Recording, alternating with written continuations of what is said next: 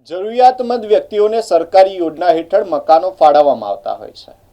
વડોદરાના ભાયલી અર્બન વુડાના મકાનમાં રહેતા ગૌરાંગભાઈ કે જેઓ ફરિયાદ કરી રહ્યા છે કે આ યોજના હેઠળ જેઓને મકાન ફાળવવામાં આવ્યા છે તેઓ નિયમોનું ઉલ્લંઘન કરીને મકાનો ભાડે આપી રહ્યા છે। તેઓ આ પોતાની રજૂઆતને લઈને કલેક્ટર કચેરી ખાતે પહોંચ્યા છે। આક્ષેપ મુજબ વુડાના મકાન માલિકો દ્વારા નિયમોનું ઉલ્લંઘન કરીને મકાનો ભાડે આપી દેવામાં આવ્યા છે, જેના કારણે મૂળ ફાળવાયેલા લાભાર્થીઓને મુશ્કેલીનો સામનો કરવો પડી રહ્યો છે। ગૌરાંગભાઈનો દાવો છે કે આ બાબતે વુડા તંત્રને અનેક વખત રજૂઆતો કરવા છતાં કોઈ કાર્યવાહી કરવામાં આવી નથી। હવે તેમણે કલેક્ટર કચેરીમાં ફરીથી લેખિત રજૂઆત કરી તાત્કાલિક તપાસ અને યોગ્ય કાર્યવાહી કરવાની માંગ કરી છે।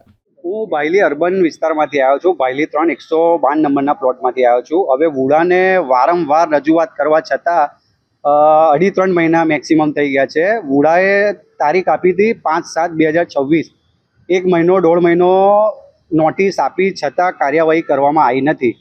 હવે મારે એ વિચારવું છે કે હવે આગળ રજૂઆત કરું તો કોને કરું?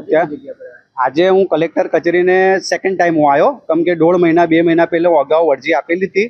હવે એમાં 50% કામ થયું હતું, નોટિસ ફાળવવામાં આવી હતી। પણ આજે એવું કીધું કે તમને આશ્વાસન આપ્યું કે ચલો અમે આગળ કામ કરીશું, પણ ત્યાંમાં એવું છે કામ વુડા અધિકારીઓ દ્વારા ત્યાં જાગૃતિ બેન કરીને અધિકારી, લેડીઝ અધિકારી છે, એમના દ્વારા કામ રોકવામાં આવ્યું છે। એમને માંગ એવું કર્યો કે ચોક્કસ પરિણામ આવે, ત્યાં અનલીગલ રીતે મકાન 300 રૂપિયાના સ્ટેમ્પ પેપર વેચાઈ ગયા છે, એની તપાસ થાય અને ત્યાં ભાડેથી જે અનલીગલી તે લોકો રહી રહ્યા છે અને ભાડેથી જ ટોટલી મોસ્ટ ઓફલી એની રજૂઆત મારે લેડીઝો અડધી રાત સુધી મારા ઘરે રજૂઆત કરવા આવે છે ને એમને કીધું કે આજે ને કાલે નિરાકરણ આવશે, પણ 2.5-3 મહિના થઈ ગયા, ત્યાંના રહીશો બી રાહ જોઈ રહ્યા છે અને સોલ્યુશન આવી જ નહીં રહ્યું।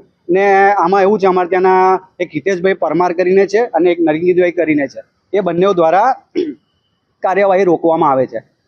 ને ત્યાં મોસ્ટ ઓફલી એવું જ છે કે વુડાથી ફોન જ આવી જાય છે, ચેકિંગ આવે ને કે ભાઈ અલ્પેશભાઈ અમે વુડાની કાર્યવાહી કરવા આવી રહ્યા છે, તો ત્યાં મકાન ખાલી થઈ જાય છે અને અડધી રાત્રે બધા સીલ મારીને જતા રહ્યા છે।